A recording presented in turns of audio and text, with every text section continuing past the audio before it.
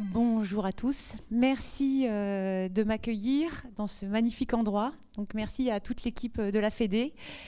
Contente d'être avec vous cet après-midi avec ce dur challenge de gérer le post-pause déjeuner.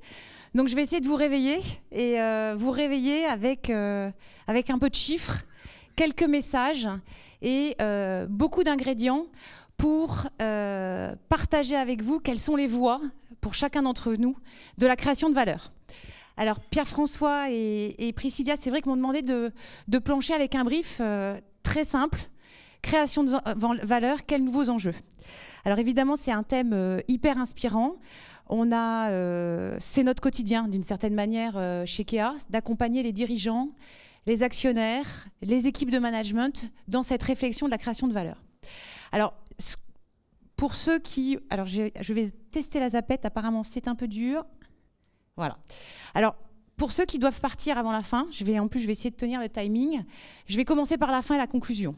L'objectif, c'est que je puisse partager avec vous 4 messages. La première, c'est qu'évidemment, et je crois vous avez entendu ça beaucoup ce matin, la création de valeur. En fait, aujourd'hui, on est face à une situation où il y a une hétérogénéité croissante des modèles et donc avec une capacité de plus en plus difficile et de plus en plus hétérogène à créer de la valeur avec nos actifs de mode.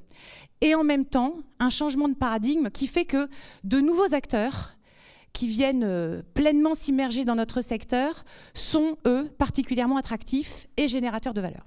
Le deuxième message, c'est que repenser la valeur, aujourd'hui, c'est presque repenser nos valeurs. Et il y a tout un jeu entre valeur avec un S, valeur sans S.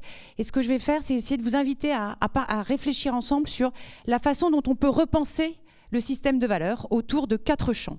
Le troisième élément, c'est le fait de se dire, au fond, qu'est-ce qui reste de tout ça? Et si on devait ne retenir qu'une priorité, ça serait laquelle? Évidemment, je crois que vous en avez beaucoup entendu parler ce matin, c'est la création de valeur en priorité vers le client, amplifiée par la data, mais pas seulement, amplifiée aussi par les hommes qui font cette industrie. Le quatrième volet, c'est créer de la valeur, c'est bien, mais il faut la créer de manière durable, de manière pérenne et de manière amplifiable. Et je dirais qu'on ne peut pas faire l'économie dans cette réflexion d'une réflexion sur l'hybridation de nos modèles et donc l'hybridation de nos modèles économiques, mais également le corollaire qui est la transformation opérationnelle et culturelle. Voilà en synthèse ce que j'ai envie de partager avec vous dans les 20 minutes qui suivent. Ça va aller de mieux en mieux. Alors, création de valeur, hétérogénéité croissante et changement de paradigme, je vais commencer par ce qui fait mal. Ce qui fait mal, c'est d'abord la fragilité qu'on partage tous de nos modèles. Fragilité que l'on constate aussi bien sur des petites structures que sur des métastructures. Fragilité qu'on constate aussi bien sur des modèles dits purs, retail, que des modèles hybridés. Et une fois de plus, quelle que soit la taille, quel que soit le positionnement. Et cette fragilité, elle est, je dirais, contrebalancée par une activité croissante de modèles singuliers. Je n'ai pas mis de nouveaux modèles, je dirais de modèles singuliers. Quand on pose ces deux postulats, on se dit, mais au fait, qu'est-ce qui reste? Qu'est-ce qui reste? Il reste quand même, et ça, je dirais que l'étude sur les nouveaux modèles économiques l'a bien démontré l'année dernière, il reste une énorme planète mode constituée d'acteurs qui ont réussi non seulement à être résilients, mais à redéfinir des modèles gagnants parce qu'ils se sont transformés, parce qu'ils se sont hybridés. Et on reviendra sur cette troisième typologie d'acteurs. Alors, si je commence par ce premier constat qui est cette question de la fragilité. Ne vous inquiétez pas, je ne vais pas mettre beaucoup de chiffres dans cette présentation, mais je voulais quand même qu'on prenne quelques minutes pour replanter le décor. Le premier élément du décor, c'est évidemment notre paramètre à tous, le trafic. Alors, aujourd'hui, on regarde le trafic online, le trafic sur nos réseaux sociaux, mais je dirais que le trafic physique reste quand même, dans notre monde et dans nos modèles, le premier générateur de valeur. C'est celui qui construit notre chiffre, même si notre chiffre est de plus en plus subventionné par nos promotions. Et c'est celui qui fragilise le plus ce chiffre. Et on sait à quel point nos modèles sont fragiles et sensibles. Globalement, 5% de trafic en moins, c'est 2 à 3 points de marge en moins. On est sur un modèle historiquement de coût fixe et où on sait que, je dirais que nos sacro-saints KPIs de CA au mètre carré ou d'EBITDA au mètre carré sont extrêmement sensibles à cette notion de trafic. Vous voyez que la pente est rude. on a perdu globalement entre 40 et 30 points de trafic en l'espace de moins de 10 ans. Alors, à la question, est-ce qu'on imagine une courbe qui remonte? J'ai envie de dire, on va mettre les pieds dans le plat, je n'y crois pas. Je n'y crois pas. Je pense qu'il faut assumer le fait que durablement, nous allons avoir un trafic en baisse. Il n'en reste pas moins que nos clients, ceux qui aiment nos marques, ceux qui aiment nos créations, continuent à fréquenter nos magasins, puisque vous voyez un chiffre très important pour nous, dans la résilience de nos réseaux, c'est que 41% des acheteurs français en ligne choisissent le click and collect. Il y a un deuxième chiffre important, cette utilisation du click and collect, c'est x2 en 5 ans. Dans les modes de consommation, le Research Online, Purchase Offline, c'est 75% des acheteurs en ligne qui considèrent être systématiquement dans cette habitude de consommation. Donc, nos magasins sont à réinventer en termes de vocation, sont à réinventer en termes de modèle économique, mais il n'en reste pas moins des points d'ancrage très forts de la relation qu'on a avec nos clients et de nos modèles économiques. C'est un point essentiel parce que ça veut dire aussi une urgence absolue à sécuriser ce core business model. Et quand on voit sur le tableau en haut à droite la baisse de l'EBITDA, on voit qu'on a... donc vous voyez, j'espère que pour ceux qui sont loin dans la salle, vous pouvez voir les chiffres, mais de toute façon, je pense que la présentation sera disponible très vite. On voit que globalement, entre 2010 et 2019, on a perdu en moyenne dans l'industrie, dans le secteur, à peu près, si on compare donc la moyenne 2010-2019 à 2020, on a perdu 4 points d'EBITDA. Perdre 4 points d'EBITDA, ça veut dire quand même une vraie question sur la valorisation de notre actif, une vraie question sur notre capacité de financement de nos investissements. Et on voit bien que ceux qui ont le plus souffert ces dernières années, c'est plutôt les modèles très compressés en termes de création de marge que sont le discount et le mass market. Mais c'est vrai que cette érosion d'EBITDA, c'est l'affaire de tous. Le corollaire, je ne vais pas revenir dessus pour ne pas passer trop de temps, c'est évidemment une conséquence qui est une évolution du maillage, une réduction des mètres carrés et un taux de vacances commerciales qui a profondément augmenté. Alors là, c'est bon, je vous ai bien plombé. Alors je continue. Et à l'opposé, on a l'attractivité des modèles singuliers. Alors j'ai mis quelques exemples, plutôt dans un esprit de synthèse, mais j'aurais aimé, et malheureusement l'information est extrêmement difficile à agréger, j'aurais bien aimé vous offrir un espèce de panorama de toutes les transactions qui ont eu lieu ces 18 derniers mois, la nature des transactions et la valo. Bon, malheureusement, c'est des informations qui sont extrêmement dures à avoir, mais si on garde quelques exemples en tête, j'en ai gardé 3 qui illustrent bien l'attractivité de certains modèles. El Caterton, qui en 2021 acquiert Birkenstock et Jot. Ce n'est pas des DNVB, ce n'est pas des marques de luxe, c'est des marques qui ont un point de singularité commun, qui sont en fait des marques repères par rapport à des produits emblématiques et qui ont su, de manière extrêmement agile, viraliser leurs produits sur des réseaux de vente extrêmement hybridés et pouvoir créer des marqueurs forts de reconnaissance sur chacun de leurs produits avec des extensions progressives de leur offre. Deuxième type de modèle attractif, évidemment les DNVB prometteuses. Il y a des chiffres qui circulent sur le nombre de DNVB créés par an depuis ces 3 dernières années. C'est absolument colossal, que ce soit en France, en Europe ou plus largement sur les 3 continents. Je vous ai pris un exemple volontairement hors de la mode, qui est Vachi. Vachi, c'est une petite marque de joaillerie de luxe, assez hybridée, plutôt DNVB au départ, qui a une promesse conso de personnalisation et de responsabilité, donc en résonance évidemment avec les tendances consommateurs du moment. Et avec cette capacité à avoir pu multiplier son chiffre d'affaires par 10 en 3 ans, pour atteindre 120 millions d'euros en 2021, avec une levée de fonds de 45 millions cette année, pour pouvoir, et je vous le donne en 1000, évidemment financer son développement international, mais également ouvrir des flagships. La boucle est bouclée. La DNVB lève des fonds facilement pour ouvrir des flagships. Troisième exemple, et je pense que vous l'avez tous en tête, donc je vais aller très vite là-dessus, c'est évidemment notre Netflix de la fashion, Farfetch, avec des chiffres éloquents en termes de nombre d'utilisateurs actifs, 1,2 million, place de marché de 1300 marques dans 190 pays. On a tous en tête l'intégration de NGG et de New Guards en 2019, en plus des premières acquisitions de marques de produits, avec cette capacité par Farfetch, du coup, d'ouvrir le champ de ces business models initiaux qui sont un business model extrêmement technologique puisque c'est une plateforme et de pouvoir progressivement activer de nouveaux champs d'action, notamment la production et la capacité, dès cette année, à pouvoir développer une marque propre. Voilà. Trois exemples de nature extrêmement différente pour montrer à quel point cette création de valeur dans notre secteur, elle est possible. Cette création de valeur rend certains modèles extrêmement attractifs et que pour les modèles qui ont créé de la valeur et qui continuent à créer, on a une vraie capacité à pouvoir valoriser une capacité de transformation et une capacité d'hybridation. Je vous remets juste en synthèse une des pages du rapport sur les nouveaux modèles économiques de la mode, qui était un peu le panneau introductif sur l'analyse détaillée de l'ensemble des analyses de PNL, hein, de comptes d'exploitation, qu'on avait segmentés par segment de marché, mais aussi par taille d'entreprise.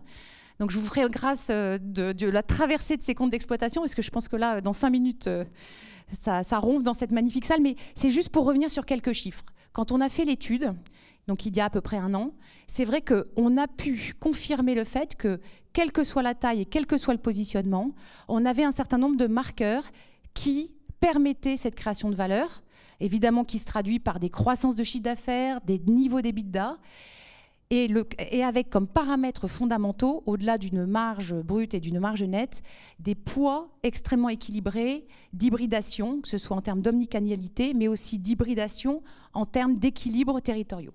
Voilà. Donc, je ne sais pas si vous voyez les chiffres, hein, c'est un peu petit pour vous, mais globalement, poids du digital dans les modèles gagnants qu'on a pu tracer, c'est des poids digitaux minimum entre 15 et 20%, et poids de l'international, on va dire, avec un seuil mini à 30%, et plus on monte dans les segments de marché du luxe et de la création, on a évidemment des seuils minimums d'internationalisation au-delà de 60%. Alors, la question qu'on va certainement me poser après, c'est, au fond, est-ce que la crise, est-ce que le Covid a considérablement fait évoluer ces marqueurs des modèles gagnants et ces marqueurs de création de valeur? La réponse est oui, bien évidemment, sur certains aspects. Vous imaginez bien, et je pense que vous avez été les premiers à le vivre, c'est que l'accélération digitale fait que dans l'équilibre des mix, on a un poids du digital qui s'est accéléré, et aujourd'hui, on est presque sur une norme à 20% minimum. Sur l'international, c'est un peu plus nuancé que ça, évidemment, puisqu'on a des continents sur lesquels on a quand même eu des contractions très fortes et des redéploiements extrêmement fortes. Je pense à l'Asie en particulier quand on est dans le secteur du luxe, là où, sur le mass, par exemple, ça reste un peu plus compliqué à redéployer. Voilà. La synthèse de cette analyse des modèles gagnants au moment de l'étude, et qu'on confirme, parce que je sais qu'une des questions, c'est de dire au fond, est-ce que ces facteurs de résilience, est-ce que ces facteurs de succès restent encore les mêmes? Moi, je vous les confirme parce que depuis 6 mois, avec Franck Delpal, hein, notamment de l'IFM, on a régulièrement ces séquences un peu de ping-pong à se dire au fond, quels sont les points sur lesquels on a besoin de s'actualiser dans cette réflexion. Et on sollicite très régulièrement nos clients et nos confidents miroirs du secteur, y compris des financeurs du secteur, pour se dire au fond, est-ce qu'on est toujours sur les bons sujets?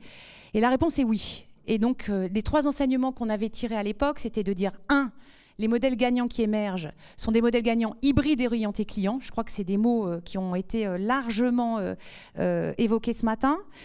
Et je reviens sur la notion de client. Client, c'est data-driven et proximité. Je crois que Marie l'évoquait ce matin. Je suis complètement en phase avec elle. La data, elle est absolument incontournable. On est en train de devenir des modèles économiques qui s'adossent à de la technologie. Par contre, on est sur des modèles où la création et la valeur créative reste forte, basée sur de la technologie et de l'humain. Je pense qu'en aucun cas, on ne peut opposer ces 2 éléments. Le deuxième enseignement, modèle gagnant, raccourcissent le temps et l'espace. Plus que oui. Je pense qu'un des éléments les plus majeurs en termes d'inflexion depuis 1 an et demi, c'est l'accélération des transformations des modèles marchandises des marques. Et une fois de plus, quel que soit le niveau de gamme, quelle que soit la taille, on a aujourd'hui des équipes off qui sont en train de, au-delà de tricoter et détricoter des plans d'achat compte tenu des contraintes, ça y est, on ouvre les chakras, on désilote, on démoyennise. Le troisième enseignement, les modèles gagnants Excel dans la qualité et l'innovation de l'exécution. Ça, c'était un point assez fort de l'étude. Et il y avait beaucoup de témoignages de dirigeants. Et je pense en particulier, je crois que Frédéric Bius intervient en fin d'après-midi, qui avait martelé à quel point les meilleurs du monde étaient les plus exigeants en termes d'exécution, de mesures, et qu'on se devait, au-delà de trouver des nouveaux modes d'action, plus agiles, plus entrepreneurs, de développer à tout crin notre capacité à se muscler en termes de capacité d'analyse, capacité de décision. Le dernier point sur ce troisième volet, je pense que ça c'est une inflexion par rapport à il y a un an, c'est je pense une maturation de plus en plus forte sur les questions d'ouverture à l'écosystème et les questions de plateformisation. Alors je vous invite à ce qu'on puisse repenser la création de valeur, vous voyez, valeur avec un S, autour de 4 champs. Là où, je dirais historiquement, et je partage ces réflexions-là avec les dirigeants, mais aussi leurs actionnaires, en particulier des fonds d'investissement, quand on est amené à faire des analyses dans le cadre de diligence, à la vente ou à l'achat, on va dire que les 3 pivots d'une analyse de valeur ont toujours été la valeur créative, évidemment, la valeur commerciale, cette capacité à être attractif, qu'on soit en B2B ou en B2C, mais également la valeur financière avec sa kyrielle d'indicateurs financiers qui vont jusqu'à des indicateurs extrêmement cruciaux quand on veut créer de la valeur, qui est notre capacité d'investissement et de rentabilité sur les investissements. Je pense que le point le plus important, c'est d'être aujourd'hui capable de pivoter. Et ce point-là me paraît absolument essentiel, c'est-à-dire, c'est de se dire, au fond, est-ce que mon actif, mon entreprise, ma marque ou mes marques, on est capable d'appréhender et de créer de la valeur autour des 4 champs que sont la création de valeur client, la création de valeur actionnaire, la création de valeur collaborateur et la création de valeur sociétale. Et pour dire les choses concrètement, moi, il n'y a plus un dossier de diligence, et une fois de plus, un achat ou vente, et il n'y a plus aucun dossier dans lequel je ne me mets pas en situation de réfléchir à la valeur autour de ces 4 champs. Et c'est devenu une figure imposée, y compris pour des fonds d'investissement pour qui ne pas couvrir des questions de valeur sociétale et valeur collaborateur, c'est, comme on dit dans le jargon, un deal breaker. Il ferme le dossier. Alors, quand on arrive à cette réflexion-là et quand on sent qu'on a envie, qu'on a besoin pour sa marque d'ouvrir cette réflexion autour de ces 4 champs, il y a un point absolument important, c'est de se dire au fond, c'est pas une discussion, le dirigeant dans sa solitude. C'est-à-dire qu'ouvrir ces 4 champs, ça veut dire ouvrir ces 4 champs de discussion avec les actionnaires et avec les collaborateurs. C'est pas une réflexion qui doit rester isolée. C'est une réflexion qui s'ouvre et qui a d'ailleurs toute sa puissance par cette capacité d'ouverture. Alors, pour essayer de mettre un peu de concret, parce que tout ça c'est de la théorie, concrètement, quels sont les critères, quels sont les sujets qui composent ces 4 champs de la valeur? Donc je vais essayer de les énumérer et puis vous donner aussi quelques exemples d'indicateurs qui peuvent être définis, utilisés par les marques pour pouvoir nourrir cette réflexion de la création de valeur. Les 2 premiers critères, donc je reviens, valeur client. Premier critère, c'est évidemment, et je vais vite sur ce qui va vous sembler être une évidence, parce que je pense qu'on est tous là, d'abord et avant tout, tirés par la singularité du concept, le sens de la marque et sa puissance créative. J'ai envie de dire qu'on ne se lève pas le matin dans ce secteur sans penser d'abord et avant tout à ce point-là. Le deuxième élément, le deuxième critère, alors je reviens sur le premier, il n'en reste pas moins que l'exigence dans l'analyse de cette singularité, l'exigence qui est mise dans l'analyse de votre singularité créative et singularité de concept, elle est de plus en plus forte. Aujourd'hui, il y a des approches et des outils multicritères extrêmement approfondis qui sont posés pour comparer, disséquer les marques les unes après les autres, les unes avec les autres, et qui sont quand même essentielles dans cette appréhension de la singularité. Deuxième critère, c'est la capacité à développer la valeur et du lien client. Je reviendrai là-dessus, approche data et human driven. Je pense que je l'ai évoqué tout à l'heure. Ça veut dire quoi concrètement? Ça veut dire que c'est quasiment un must-have aujourd'hui et une figure imposée de se mettre progressivement en situation de mesurer la valeur client. Mes clients s'organisent comment? Quelle est leur contribution? Comment je focalise mes investissements marketing par rapport à telle ou telle cohorte? Comment, dès le démarrage, j'intègre la data client dans mes processus opérationnels? C'est pareil, si je mets encore ma casquette de je suis un fonds d'investissement, je regarde un dossier. On a beaucoup de fonds d'investissement qui ont acquis et qui se sont fait la main dans la valorisation d'actifs très tech, très data dans d'autres industries et pour qui c'est normal, y compris dans le secteur de la mode, de raisonner en logique de data client. C'est-à-dire que là où nous, je dis nous parce que ça fait 20 ans que je suis tombée dans la marmite mode, mais là où nous, on est naturellement drivé par le produit, la collection, les réseaux, le fait de regarder notre valeur et de regarder notre contribution par rapport à de la data client, c'est quand même quelque chose d'assez nouveau pour l'ensemble de l'industrie. Hors des NVB, évidemment. Troisième type de critère, donc là on passe dans la partie valeur actionnaire. On a évidemment l'équilibre des risques, la capacité d'hybridation des modèles commerciaux, mais il y a un mot-clé, c'est la capacité non pas à hybrider, mais la capacité à accélérer l'hybridation. Je pense qu'un des sujets n'est plus de dire est-ce que je suis omnicanal. La vraie question, c'est de se dire en combien de temps je suis capable d'atteindre une masse critique suffisante pour redéployer un nouveau business model. Quatrième critère, dynamique de croissance, rentabilité, capacité d'investissement et d'innovation rapide. Bon, je pense qu'on est sur des choses relativement classiques.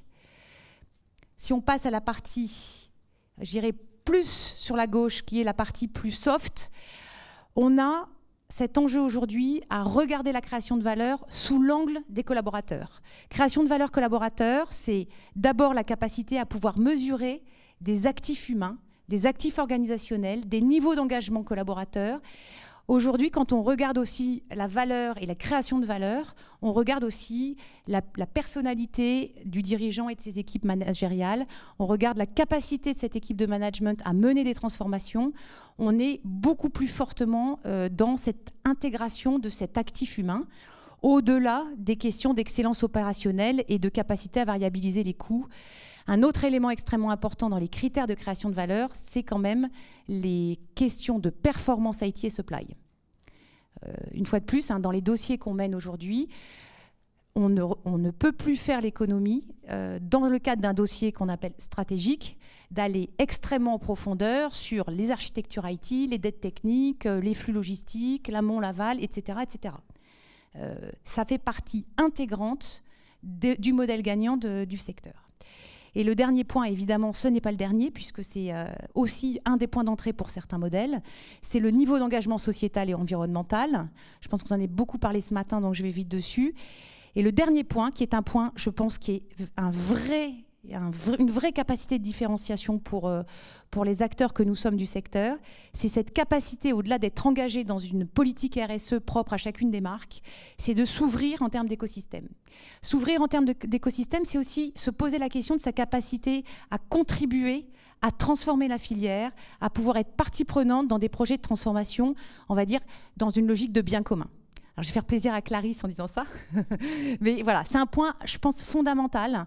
Quand on se compare, et c'était quelque chose qui nous avait beaucoup marqué quand on avait fait l'étude, mais aussi quand on a fait la mission du comité stratégique filière pour la relocalisation, à quel point certains de nos marchés voisins, je pense à l'Italie, je pense à l'Espagne et au Portugal, ont su, en termes de filière, s'agréger, s'aligner pour être plus forts collectivement. Alors là, je vais faire mal aux yeux. Attention, c'est parti. J'en enlève ma veste. Alors, je vous ai mis une espèce de florilège. Alors, il n'y en a pas 50, il y en a juste 20. On s'est, avec Ambroise, qui m'a aidé à faire la présentation, on s'est restreint. Mais c'était plus pour se dire, au fond, qu'est-ce que ça veut dire concrètement?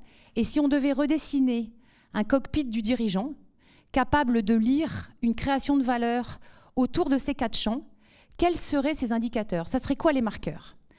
Alors, je vous les fais défiler. En plus, il ne me reste plus que 5 minutes, donc je vais être prise par le temps. Taux d'engagement client NPS, vous connaissez, c'est un des indicateurs les plus simples pour mesurer le niveau d'engagement client.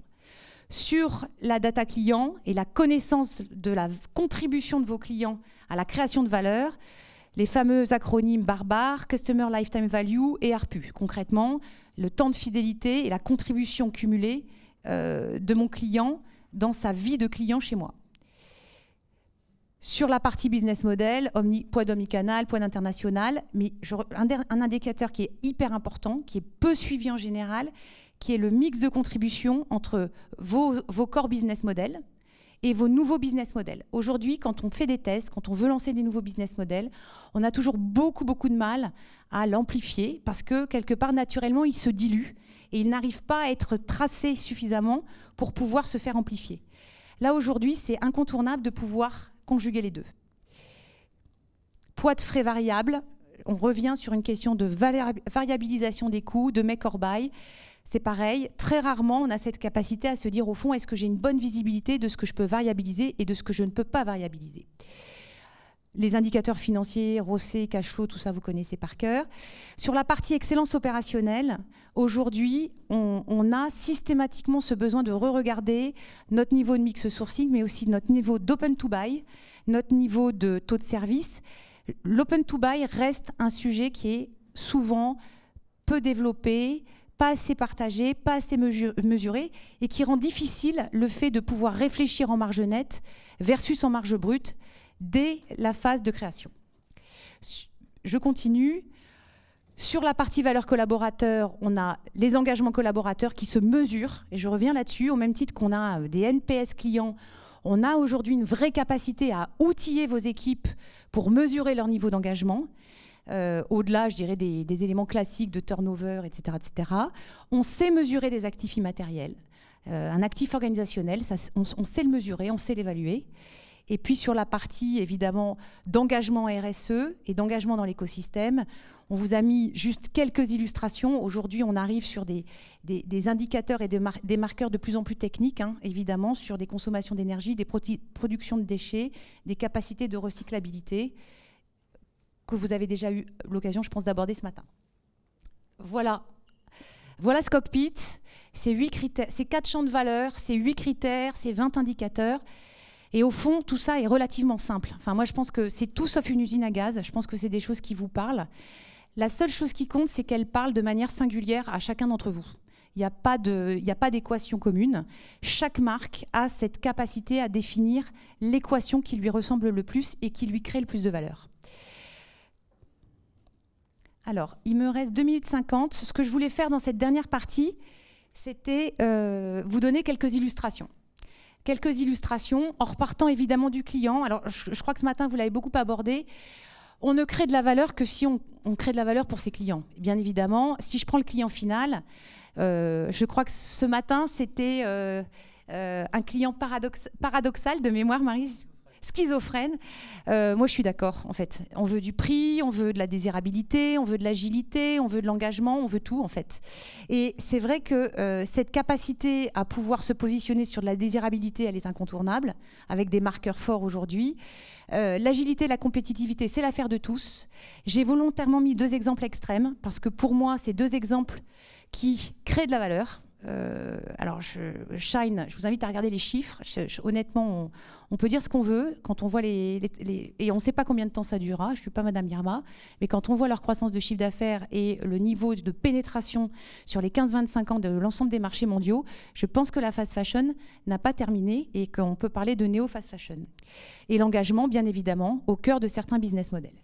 Alors, vous verrez, je n'ai pas le temps là de commenter les chiffres, mais à chaque fois, c'est des marqueurs et des marqueurs qui montrent comment les dirigeants, que ce soit sur ce type d'actifs très singuliers ou des actifs plus, je dirais, normatifs, se positionnent aujourd'hui autour de ces axes-là et ces attentes clients. La valeur client amplifiée par la data, je crois que vous en avez entendu beaucoup parler ce matin. Je reviens quand même sur ce point-là. Aujourd'hui, c'est un des principaux, pour pas dire... Enfin, moi, il y a 2 chantiers majeurs aujourd'hui dans notre secteur. C'est celui-là et celui du modèle marchandise. Au-delà, je dirais, de chantiers RSE qui ont été déjà largement ouverts depuis de nombreuses années. Ce sujet devient primordial parce qu'on voit à quel point certains acteurs ont développé un véritable avantage compétitif en prenant la data client comme point d'entrée. Alors, comme point d'entrée d'investissement marketing, comme point d'entrée d'animation des communautés, mais aussi comme point d'entrée de création d'offres d'offres et de services. Adormi, je pense que c'est un exemple que vous connaissez par cœur. Mais j'en ai mis d'autres. Je pense à Rafa, c'est une petite pépite pour les amoureux du vélo, où aujourd'hui le business model, ça n'est plus seulement des accessoires pour des cyclistes amoureux du beau vélo. C'est aussi une capacité à créer dans sa boutique des communautés et des tribus capables d'organiser des randonnées de vélo et avec une vraie logique d'abonnement et d'appartenance. La boutique officielle, un autre exemple très français, puisque c'est une petite DNVB qui cible les 15-35 ans amoureux des streetwear et habitant dans des villes de moins de 5000 habitants. Magnifique DNVB française qui, depuis le départ, a pris la data client comme un élément majeur de ses créations de collections de marques propres en complément du référencement de marques nationales. Autre illustration, et j'ai terminé. Tu m'accordes encore 2 minutes ? 2 minutes, ok. Autre illustration, c'est juste un waterfall. Alors, un petit peu théorique, évidemment, on s'est inspiré de pas mal de projets de croissance de chiffre d'affaires qu'on a pu travailler avec certains de nos clients. C'est juste pour vous montrer comment, en fait, dans la projection d'un chiffre d'affaires cible à 3 ans, à 5 ans, on a finalement un core business qui a plutôt tendance à être au mieux résilient, voire transféré à des tiers comme des partenaires, qui soient affiliés ou franchisés, pour pouvoir dégager de la marge de manœuvre au-delà de l'internationalisation sur des nouveaux business models. Et moi, ce qui m'intéresse, c'est de vous montrer là, dans ces réflexions-là, la part des nouveaux business models et la prise de risque et les conditions de succès pour faire en sorte qu'à la fin du bal, on ait presque 30% de chiffre d'affaires adossé à ces nouveaux business models. Et j'insiste, quand je dis business model, nouveau business model, je ne parle pas d'omnicanal.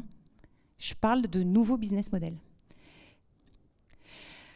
Je n'ai pas le temps d'aller sur le modèle marchandise, j'en ai parlé il y a 2 secondes. Je pense qu'aujourd'hui, c'est le sujet numéro 1 avec la data. Moi, on en discutait avec l'ensemble des participants lors du Fashion Reboot il y a 15 jours. Je pense que c'est le sujet numéro 1 de l'année. On désaisonnalise, on revoit le calendrier commercial, on redéploie les prises d'ordre, on rebascule les sourcings, on apprend aux chefs de produits à raisonner en marge complète et pas qu'en marge brute. On optimise le taux de décote. C'est un énorme chantier de transformation, mais qui, je pense, est absolument incontournable. Je reviens sur les collaborateurs. Retenez juste une phrase que j'adore. Culture, it's strategy for breakfast. Elle est très très vieille, cette phrase. C'est Peter Drucker qui l'a prononcée. Ces transformations-là, ces créations de valeur, elles ne se font pas sans vos équipes.